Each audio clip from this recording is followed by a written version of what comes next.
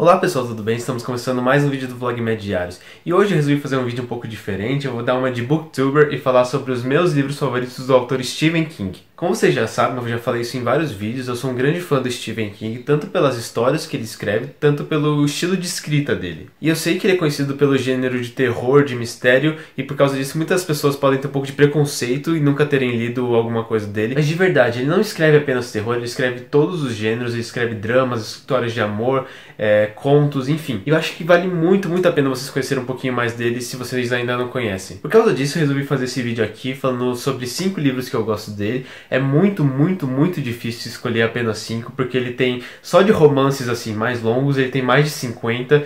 Fora isso, ele tem mais de 200 contos, ele tem outros livros não ficção, fala sobre a vida pessoal dele, ele fala sobre a arte de escrever, então é muito difícil escolher apenas 5. Então ele realmente já produziu muita coisa. Então nesse vídeo eu resolvi me restringir aos romances mais longos dele, então não vão entrar os contos e as coisas de não ficção. E o critério que eu usei para escolher os 5 livros é muito simples, é o carinho que eu tenho por eles. Então eu não estou julgando especificamente a qualidade de escrita ou a originalidade da história. Não, é um aspecto mais de afeição pessoal. Às vezes nem eu entendo tanto, porque eu gosto desses livros que eu vou citar aqui. E para vocês que conhecem Stephen King, talvez vocês discordem um pouco das minhas escolhas, mas realmente o objetivo desse vídeo não é fazer uma análise técnica dos livros. Então sem mais demoras, vamos pro vídeo. Então o primeiro livro que eu trouxe aqui para mostrar para vocês e para indicar é esse daqui, o 11/22/63. Esse livro foi publicado em 2011 e se a gente considerar que o Stephen King escreve desde os anos 70, ele é bem recente. E basicamente o livro conta a história de um homem que encontra um portal e esse portal permite viagem no tempo. E ele é meio que convencido pelo amigo dele de que grande parte dos problemas geopolíticos atuais veio depois de um fato muito marcante na história, que foi o assassinato do presidente John F. Kennedy, que aconteceu nessa data aqui, 22 de novembro de 63. E a partir daí, esse amigo do personagem principal pede pra ele voltar no tempo e impedir que esse fato aconteça. Então, que ele impeça que John Kennedy seja assassinado. E o personagem aceita essa missão. Então, ele volta no tempo, lá pra 50 e pouco, não lembro exatamente a data. E ele começa a criar uma identidade e a se misturar com as pessoas, com a sociedade do passado, pra se ambientar aquele tempo. E sério, falando assim, eu sei que parece uma história meio boba. Eu pensei isso antes de ler esse livro,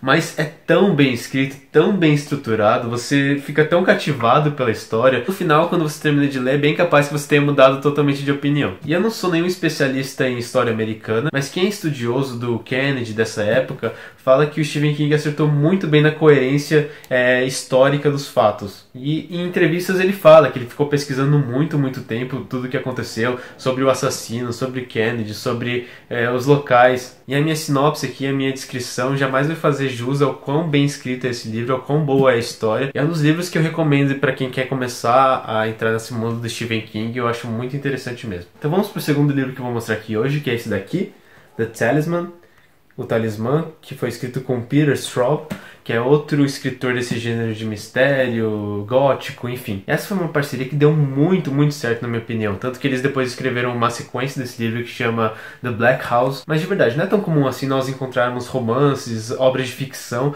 que tem coautoria por 2 autores tão grandes assim. Claro que cada um desses autores tem um estilo próprio. Então uma das minhas preocupações quando eu vi que era uma coautoria, que tinha sido uma escrita em conjunto, essa história ia ficar muito fragmentada, essa escrita ia ficar oscilando entre um estilo de um e estilo de outro, mas não é isso que acontece. O Talismã é muito coeso, você vai lendo, você esquece que é uma coautoria, porque não tem oscilação de estilo. E falando do enredo em si, a história é sobre um menino chamado Jack, ele tem 12 anos e ele tem uma mãe que está doente de câncer. E o Jack meio que tem um poder, ele nem percebe às vezes que ele está usando esse poder, de ir para um universo paralelo, e esse universo é meio que um espelho da realidade onde nós estamos. Então tudo que existe aqui tem alguma coisa equivalente nesse universo paralelo. Então cada pessoa, cada lugar tem um equivalente nesse outro mundo. E o Jack transita entre a realidade que nós conhecemos e esse universo paralelo. E um dia ele ouviu falar de um objeto chamado Talismã, que teria alguns poderes também, e ele seria capaz de curar o câncer da mãe dele. Então a partir daí ele resolve ir numa jornada para encontrar esse talismã. E a história inteira é meio que essa missão do Jack,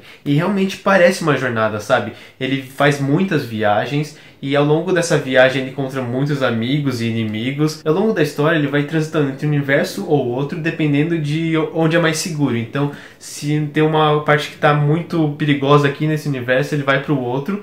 Daí às vezes ele encontra um perigo lá, então ele volta para cá. E nesse livro a gente encontra 2 temas recorrentes da literatura do Stephen King. Uma é essa de universos paralelos, então algumas histórias dele têm essa ideia. Por exemplo, a série da Torre Negra brinca bastante com isso. E outro tema muito recorrente nos livros do Stephen King é a criança ser o personagem principal. E as crianças nos livros do Stephen King são muito fortes, então mesmo elas tendo muitos medos, elas conseguem superá-los de alguma forma. Eu acho isso muito legal porque ele usa isso como metáfora para os medos humanos em geral. Enfim, esse é o Talismã. Na minha opinião, é uma das melhores histórias. Você realmente fica preso ao que está acontecendo, você não quer parar de ler porque realmente é uma aventura. Então quem gosta desse estilo de livro de aventura, de sempre acontecer alguma coisa, de sempre ter um perigo ou outro, muitos personagens diferentes ajudando, atrapalhando a jornada, eu acho esse um livro muito legal e eu recomendo bastante. Então o próximo livro sobre o qual eu vou falar aqui é O Saco de Ossos. Ele foi publicado em 1998. Eu não tô com uma cópia dele aqui porque a minha tá na minha casa em Campo Grande, mas esse é um dos exemplos que eu sempre cito para falar que o Stephen King não escreve apenas histórias de terror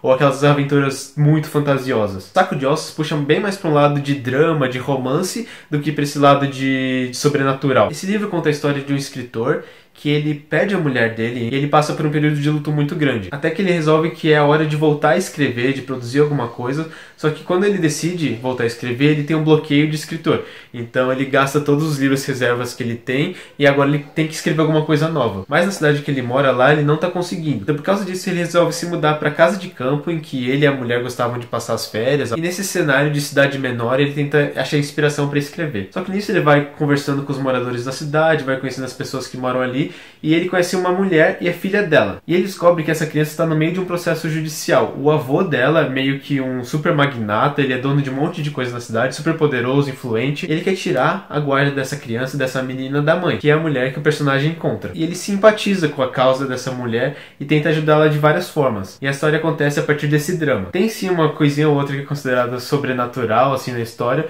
mas eu acho que são detalhes dentro do enredo como um todo. Talvez esse seja o livro mais polêmico que eu tenha trazido aqui para a lista. Acho que quem gosta de Stephen King talvez não concorde comigo em colocar esse livro como top 5. De certa forma eu consigo ver esse ponto, não é a melhor fase do Stephen King, mas eu tenho um carinho especial por ter sido um dos primeiros livros que eu li dele, e por causa disso eu resolvi falar sobre ele nesse vídeo. O próximo livro que eu escolhi é o It, ou como é conhecido em português, que eu acho uma péssima tradução, A Coisa. Esse é um dos grandes, um dos maiores clássicos de Stephen King. Ele foi publicado em 1986, é considerado uma das melhores histórias de terror de todos os tempos. E realmente, quando você lê esse livro, é de tirar o fôlego, é muito, muito bom mesmo, é bem denso. A versão que eu li tinha mais de 1000 páginas, então é bem longo também. Esse livro já foi adaptado tanto para o cinema quanto como minissérie, e esse ano vai sair mais uma versão para o cinema. Eu tô bem ansioso, eles estão fazendo bastante propaganda, vai ser realmente um lançamento bem grande, mas eu tô tentando não manter minhas expectativas muito altas. O livro é muito, muito bom, é muito difícil de reproduzir toda a profundidade em um filme,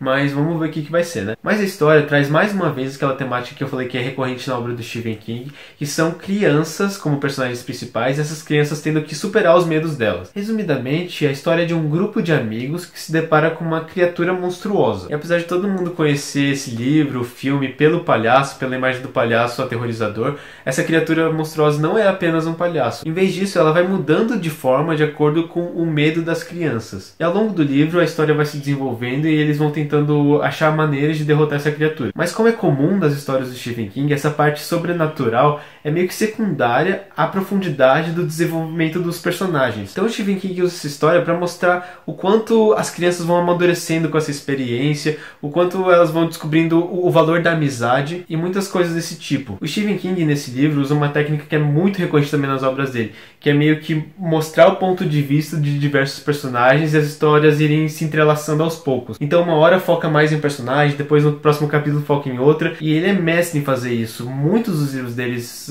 são escritos dessa forma, e ele escreve de uma maneira muito boa, ele não se perde nos fatos e no final tudo se encaixa. Esse é um dos melhores livros de Stephen King, sem dúvida, tanto de escrita quanto originalidade da história. Por causa disso é um dos que eu mais recomendo, ou que as pessoas em geral mais recomendam para alguém que quer ler alguma história boa do Stephen King. E por fim chegamos ao último livro dessa lista, que é The Stand, que em português eu acho que recebeu a tradução de A Dança da Morte. Ele foi lançado pela primeira vez em 1978 e depois relançado pelo próprio Stephen King em 1990, com algumas passagens que ele tinha escrito para a versão original, mas que ele tinha cortado com medo de ficar muito longo. Esse livro é muito, muito bom.